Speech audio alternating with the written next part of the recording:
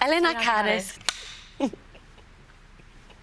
Dyn ni'n chwiorydd o meifod yn Sir Drefaldwyn, felly dyn ni wedi bod yn canu efo'n gilydd. Am byth? Am byth, ond mwy seriously, ers llynedd pan, wel, roedd Elin wedi seinio ni fyny i brwydr bandiau gwerin ym Mhontypridd. Wnaethon ni ddim yn ennill yn Mhontypridd. Na.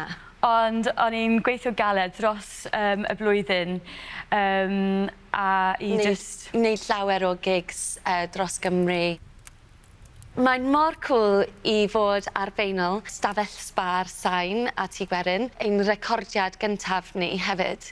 Ie, tad ni yw Jack Gittins o Plethin, yr un gyda gwallt cyrliog Oren. a coch. Roedd dad wedi recordio y holl albwmau yn Stiwdio sain hefyd. Gan yn yr album, ar y gan dyn ni'n canu heno, yw'r gan y Gwylliaid. Wel, recordiwyd gan Plethin yn y 70au. A roedd y gan fel galwad allan i pobl sydd yn barod i amddiffyn y diwydiant Cymru. A